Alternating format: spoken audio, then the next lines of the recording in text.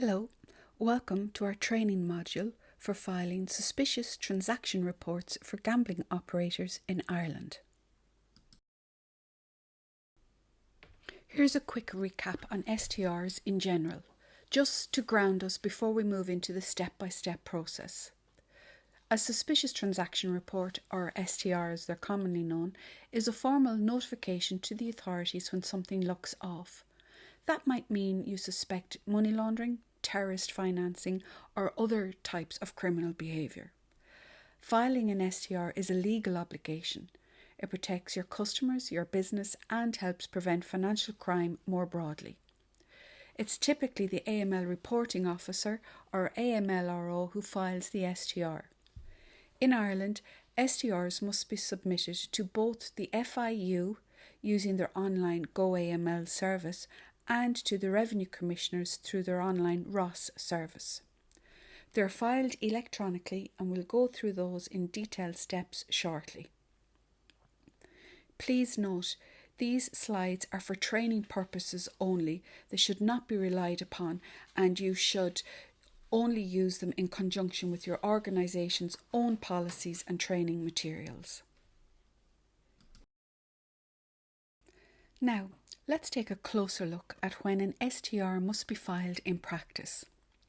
So you are required to file an STR whenever you form a suspicion that a transaction or activity may be linked to money laundering, terrorist financing, or other criminal conduct. This includes, but is not limited to, situations where you identify unusual or inconsistent behaviour by a customer that cannot be explained by your due diligence or investigation into the customer. Or maybe their transactions deviate from the expected profile or business activity of the customer and cannot be explained by them. Or maybe patterns are arising in the customer's activity that raise doubts about the legitimacy or source of their funds. Or maybe a customer refuses or fails to provide identification documents as part of customer due diligence or enhanced due diligence, and you cannot verify either their ID or source of funds when required or requested. Please refer to your own company policies for further examples and details on this, as it's very important. There is a dual reporting requirement for filing STRs. This means that STRs relating to gambling must be reported to both the Financial Intelligence Unit via their goAML platform online and to the Revenue Commissioners via their Revenue Online service ROS. Here are the main steps involved when filing an STR via the goAML platform. Firstly, you need to register your entity on goAML if you haven't done so already. You can do this easily by visiting goaml.ie and registering your organisation as a reporting entity. Then you must log into goAML and open the Web Reports section from the New Reports tab. From there, you select the Competent Authority report from the New Report section and then click Create Report. The screen is nice and easy. There aren't that many options to choose from, so it will be pretty apparent once you access that screen. Then you enter your full details about the suspicious transaction, the individuals involved, and the reasons for your suspicion on the form that opens up when you create the report. There is a helpful video which shows this step by step, and you can access it by clicking the link below. Once you've completed all the sections on the screen, you then attach your supporting documents, such as the evidence you've compiled when you are investigating your suspicions, maybe your customer's ID, your transaction record, or your communications records. Then you need to review the entire form, making sure you've all the sections filled in, and attach the relevant documentation before submitting it, because submission is final and cannot be altered. An electronic confirmation will be provided once you have submitted the form, so you should save this for your records. Remember we mentioned dual reporting a little earlier? Well, this is where we focus on the Revenue Commissioner's side of that obligation. If your business or organisation isn't already registered with ROS, Revenue's online service, you'll need to start by visiting ros.ie. The first account you create will be your super user account. That's the main administrator with full rights to manage, access and link certificates. Revenue will then send out a ROS access number and activation code by post. The super user uses those details to activate the account online. Getting this right is essential as it lays the foundation for filing STRs correctly through the Revenue's online system.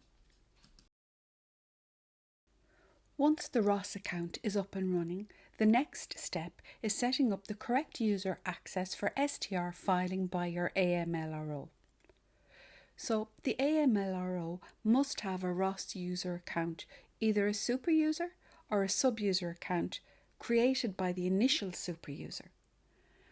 The initial super user links the suspicious transaction reporting certificate to the AMLRO's new ROS user account, which enables STR submission for them. Only users with the STR certificate linked to their account in ROS can actually file STRs via ROS. So this step is very important. There will be times when your AMLRO changes, and it's quite easy to manage this in ROS. Firstly, you must unlink the STR certificate from the previous AMLRO's user account. This removes their ability to file STRs through ROS. Secondly, you then register the new AMLRO on the ROS system, making sure they complete any ID checks or verification steps required. And lastly, remember, you must link the STR certificate to the new AMLRO's user account. Because if the certificate isn't correctly linked, the new AMLRO won't be able to file STR reports on ROS. Now, let's go through submitting an STR using ROS. Firstly, log into ROS using the AMLRO's ROS user account, which has been linked in ROS to the STR certificate. Navigate to the AML section. Select Submit Suspicious Transaction Report. Complete all of the required fields on the screen with the detailed transaction and customer information. Attach any supporting documentation that you might have, review and submit the STR if you are happy that it is complete. Save or print the confirmation receipt for your records. Now that we've reviewed how to submit STRs through both goAML and ROS, let's take a look at some of the key points to keep in mind around compliance and confidentiality. Firstly, and I'm sure you're aware, you must not inform customers about STR filings. This is also known as tipping off, and it's important that everybody involved in the process, from taking transactions from customers to filing an STR report, never tips off a customer about their suspicions or their actions. You should maintain secure records of all STRs and acknowledgements from both goAML and ROS, including STR submission confirmations, customer identification documents, due diligence records, transaction histories, correspondence and other relevant materials. File STRs promptly and separately to both authorities. Cooperate fully with any follow-up investigations or information requests, and keep all information confidential as required by law. Here are the contact details for the Financial Intelligence Unit located within the Garda National Economic Crime Bureau, and details for contacting the Revenue Commissioners.